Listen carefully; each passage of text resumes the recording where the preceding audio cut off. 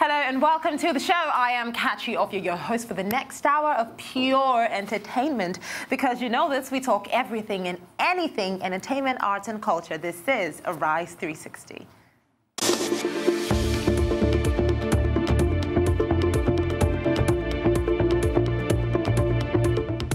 So today's show is going to be absolutely spectacular. We have so much goodness for you. It is filled with the hottest headlines in global entertainment. So here's what you can look forward to today on the show. First, I'll be letting you know all the biggest stories from the four corners of the world on my daily trip around the world. And then I'll be bringing you the latest inside scoop from the chart-topping stars of the music industry. Also on today's program, as always, I'll have our recommendations for the best shows in town when we talk arts and culture. And finally, we'll be breaking down the latest in film and television. You can expect all of this and so much more right here on Arise 360.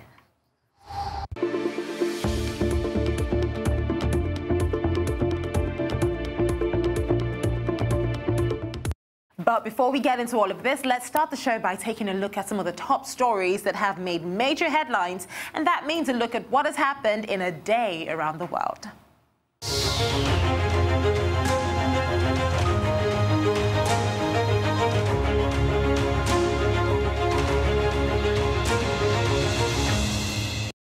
So as always, let's kick things off in America. Olivia de Havilland is not very happy with the U.S. Supreme Court, and I'm sure you're wondering why. So they have blatantly refused to revive a lawsuit where she accused 21st Century Fox Inc. unit of falsely portraying her in a mini-series about a famous Hollywood feud.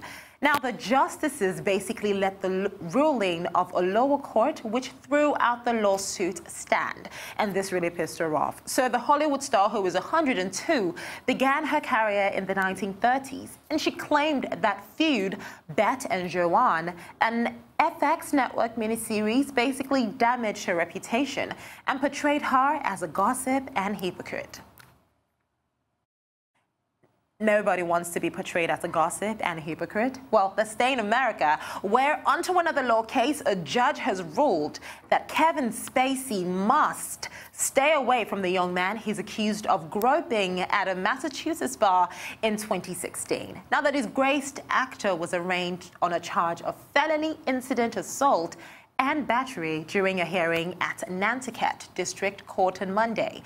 Now, the legal team entered a not guilty plea on his behalf, and the judge set another hearing for the 4th of March. Now, Spacey does not have to appear for this one, but we're still anticipating what happens next. Now, this is the first criminal case brought against Kevin Spacey, who is 59, since other allegations of sexual misconduct surfaced against him in 2017, costing him his role on House of Cards.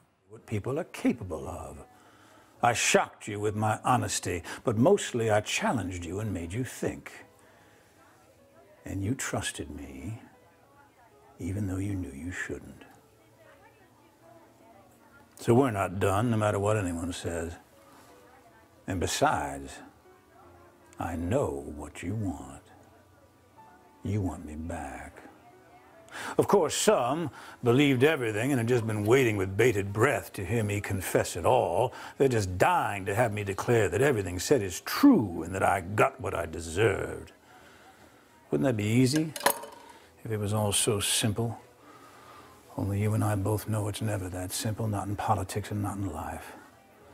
But you wouldn't believe the worst without evidence, would you? You wouldn't rush to judgments without facts, would you? Did you? No.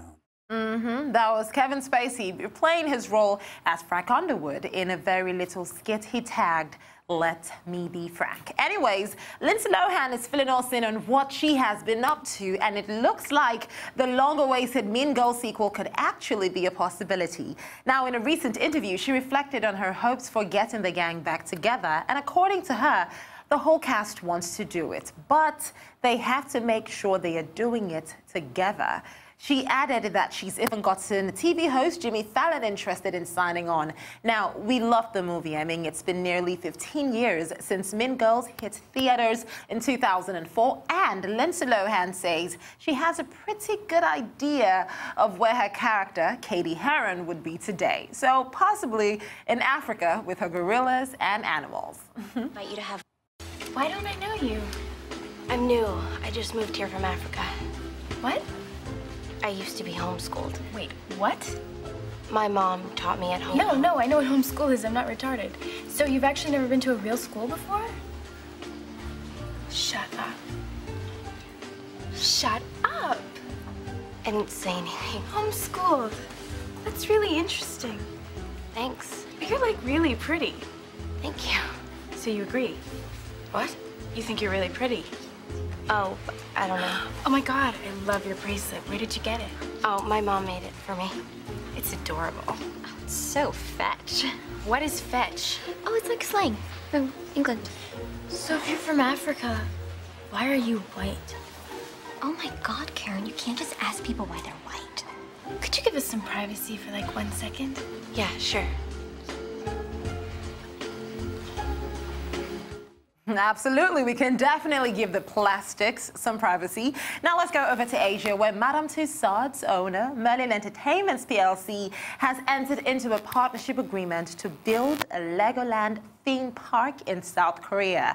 Now, Merlin, which operates the London Eye, said the deal is valued at 290 billion Korean won, which basically translates to about $259.26 million, and Legoland Korea would be open by 2022. Now, we're really excited. You know, the park is based on the children's toy favorite for its colorful plastic bricks, and it is set to be located on the island of Hajeongdo in Cheoncheon. Now, they expect to employ about 1,600 people, so it's a really, really good deal for South Korea in terms of job creation. Now, following Legoland New York scheduled opening in 2020, Legoland Korea will be the company's 10th Legoland park. Now let's head over to Australia, where Entertainment One is to reduce its Australia-New Zealand theatrical film distribution unit, with Universal Pictures International now taking over the company's slate.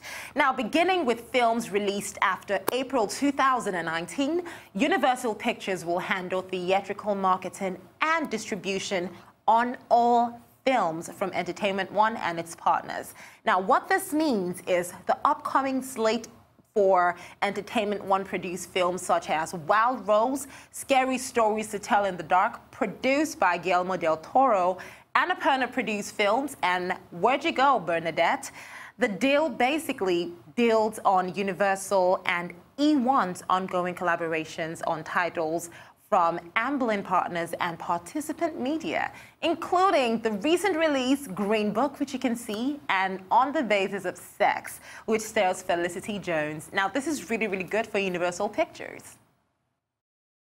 And now let's talk about Facebook. So, yes, they are social media, but then they're passively telling us how they really feel about the Lifetime docu-series Surviving R. Kelly. Now, very, very recently, they basically just shut down every single page, well, one particular page that spoke about a character from the docu-series Surviving R. Kelly. Now, basically, they felt like it was discriminatory and it was not portraying what their values are. You know, they felt it wasn't portraying what their values are, and they just shut it down. So it's really good to see that some people actually pay attention to these details. Facebook is a no bullying zone. And Robert, don't even believe in your own sense of judgment after a while. And you're trying to figure out, how do I get him back to the good space? Okay, I'll take responsibility for it. I'll just say it's my fault. I'll say yes to whatever it is. I'll apologize, because if I can just get him back to the good guy, the one that I fell in love with, then I'm in a good space. How do I stop it? How do I get you back? How do I get you back to the guy that asked me to help him to read? So much talk has been going on. The most heartbreaking one still is that R. Kelly's music continues to sell despite all of this. Anyways, let's go over to the UK, where Christian Bale has stirred up mixed emotions over his thank you speech at the 2019 Golden Globe ceremony.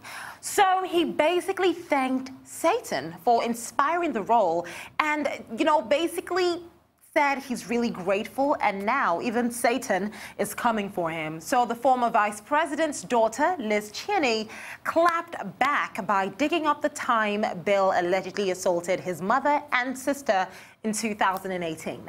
Now, she said perhaps Satan also inspired his actions then too, although we have to point out that according to the Daily Beast, he apparently never actually laid a hand on anyone, and the charges were ultimately dismissed because of lack of evidence. Now, this is where Satan came for him. The Church of Satan literally hailed him for delivering the line in a tweet that quickly went viral. And now let's go over to India. So we know how the Indian culture is. Although a lot of fans on social media continue to bully and criticize celebrities when they come out to show their body, Padma Lakshmi is not having any of it. So she is kicking off 2019 by soaking up some sun. Yes, the Top Chef host and judge, who is 48 years old, was photographed rocking a red string two-piece while strolling along the beach barefoot during a Miami vacation. Now, according to Lakshmi's social media post, the mother of one was enjoying a girl's trip, and she shared photos of herself over the weekend. So, quick question, when asked what she was doing when she was beside the beach, she said she spent her time enjoying all the amazing meals Miami has to offer.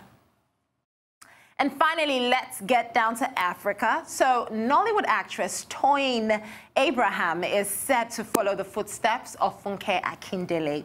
So Funke Akindele turned her popular character Jennifer into a multi-million naira sitcom. And now Toyin Abraham wants to turn her movie Alakada into a sitcom as well. She has the script ready, as you can see, and this is coming 10 years after the release of the first Alakada movie. So Toyin made the announcement on Monday, with the sequel coming in 2013 and the last of the series in 2017. Well, the actress and producer released that a sitcom from the movie would soon commence. In case you're wondering, the Alakada story follows Yetunde Animation, a young girl who is from a poor family background, and as a result of inferiority complex, she decides to engage in the act of making up stories and lying about her financial and social status in order to fit in to the crowd. Sounds very familiar, doesn't it? Well, also in Africa, South Sudanese Australian model Adut Akech has been named the world's #1 model. So Akech was born in South Sudan and raised in Kakuma refugee camp in Kenya. She was 7 years old when she moved away from Kenya, along with her mother, to Adelaide, Australia, as South Sudanese refugees. Now, she was introduced to the fashion industry by her family and started her modeling career at just 16 years old.